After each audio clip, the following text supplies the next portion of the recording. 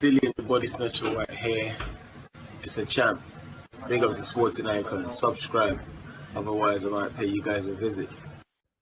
Okay, so the whole case between Deontay Wilder and Tyson Fury is set to be concluded within the next few days. No later than Monday, according to Boxing Insider Mike Coppinger, source in the description box. Mike Coppinger, of course, has a vast cabinet of connections, and he does put out a lot of stuff that turn out to be true.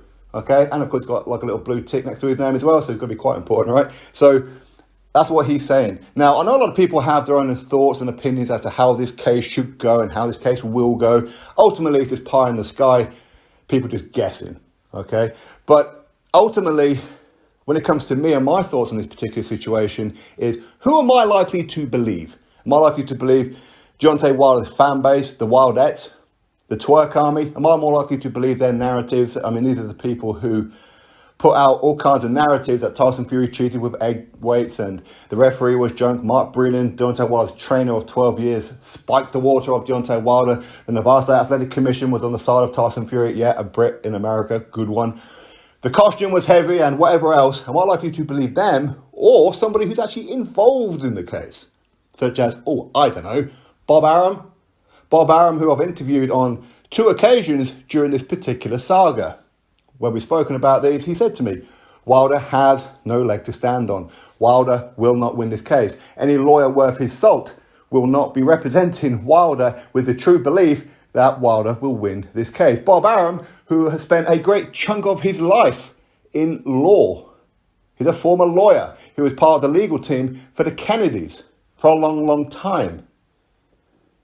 He knows what he's talking about when it comes to law, especially American law. He will know all this kind of stuff. Okay, he's not a practicing lawyer anymore, but how much are things really going to change? Does he still have connections? Does he still keep up to date with any kind of changes that do happen? Probably, if he's been doing it for a good chunk of his life, he probably can't help himself. So am I more likely to believe Bob Arum when he's telling me that Wilder has no leg to stand on? Where Wilder was offered the fight on quite a few occasions, but kept turning it down, or at least his team kept turning it down due to the date wasn't fitting in with their particular schedule, or Wilder was injured, or whatever else it may be. They wanted crowds, even though Anthony Joshua, he fought without a crowd, or very minimum crowd, with about 1,000 people in there. But Joshua, he fought against Pulev, and you can bet your backside that Joshua got paid more money for fighting Pulev than what Fury and Wilder would have got for their third fight. A third fight that, let's be honest, people not too interested in. So who am I more likely to believe? Bob Arum, who's front and centre of this case, or Wilder's twerk army?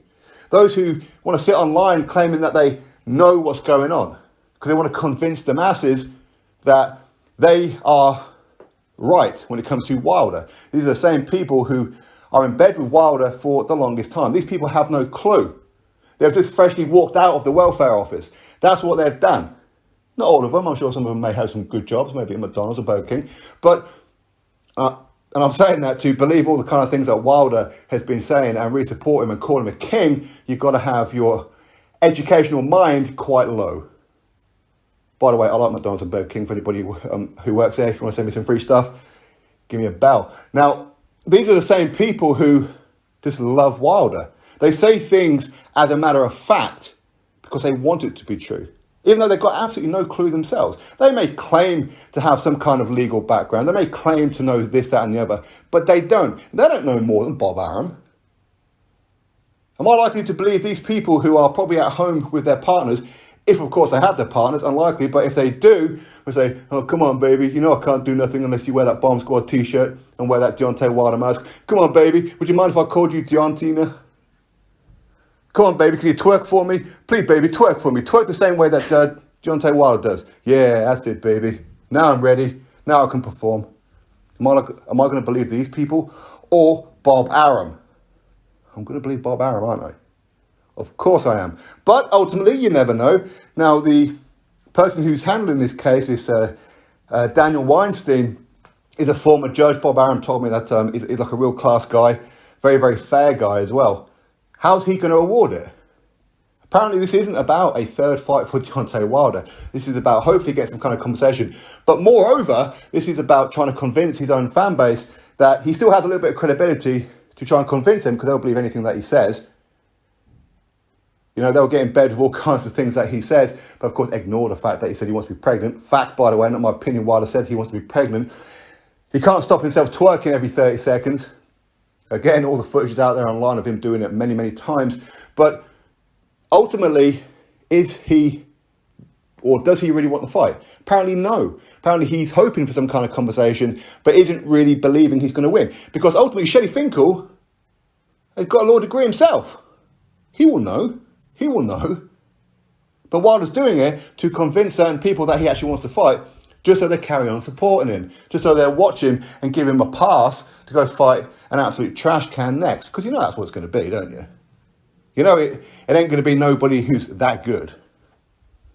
You know it ain't going to be anybody that people want to go, ooh, Wilder might lose this one. You know that ain't going to happen. Look at his resume. You have to believe it. Look at his own resume. Look with your own eyes. Your own eyes ain't going to lie to you. That's what he's going to do. So it's to convince them that he actually won the third fight. It's so his fan base, who have nowhere else to go now, because they've backed this guy for so long, that if they suddenly don't back him anymore, they're up shit creek without a paddle. Wilder, who got beat the shit out of in that second fight, absolutely messed up. His stock has dropped because of all the excuses. Not because he got beat up. There's no shame in losing to Tyson Fury, but it's the reaction to it. But these people are in permanent damage control. And there's enough brain-dead people out there who really want to believe that Wilder's in the right. They will support these people. They don't even put their own hand in their pocket and give them super chats and things like that. Even though they're being lied to. Here you go. I'm going to give you some money for you to continue to lie to me. Good one. These are the same people who probably choose Wilder over their own family. Come on now. Anyway, people can support whoever they want to support for whatever reason they choose to support. It is what it is. Who am I to tell you who you can and can't support? But ultimately, how's this case going to go? Well, according to Bob Arum, not my opinion, it's only going to go one way. Wilder ain't getting the third fight. Best case scenario, that Wilder may get a little bit of money. Because ultimately, yes, it's not Wilder's fault that a pandemic hit. It's not his fault. It's not Fury's fault either. It's nobody's fault. But ultimately, other fighters have managed to fight during the lockdown period. They could have fought. Why couldn't they have done? And again, let's be brutally honest, with the amount of time that this whole Joshua Fury situation is taking, Fury could have just took his tune-up against Wilder, because that's exactly what it would have been, a tune-up. Just beat the crap out of him, brushed him out of the way. He could have just done that. But again, is Fury, who's got many people around him, including Bob Arum, with his background in law, including Frank Warren, we all know that he loves a cheeky little walk in the courtroom, MTK Global, who have a huge management company with, well, basically, they will know exactly what's going on. They will understand the terms of a contract. Plus, what Fury's got other people that he's paying a lot of money, apparently, according to Fury Millions. I doubt it's millions, but he's paying them a lot of money to solve this case for him, to sort it all out for him. These people would have said to Tyson Fury, I wouldn't walk away from it, mate. I really wouldn't, because there's a very real chance that you could lose this one.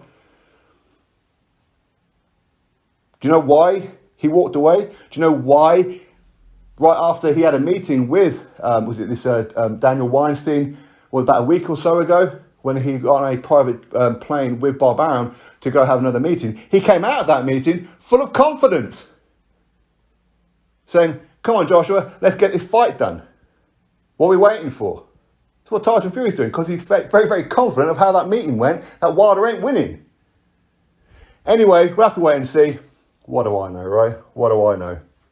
How's this case going to go? I have absolutely no idea, do I, in truth? How would I know?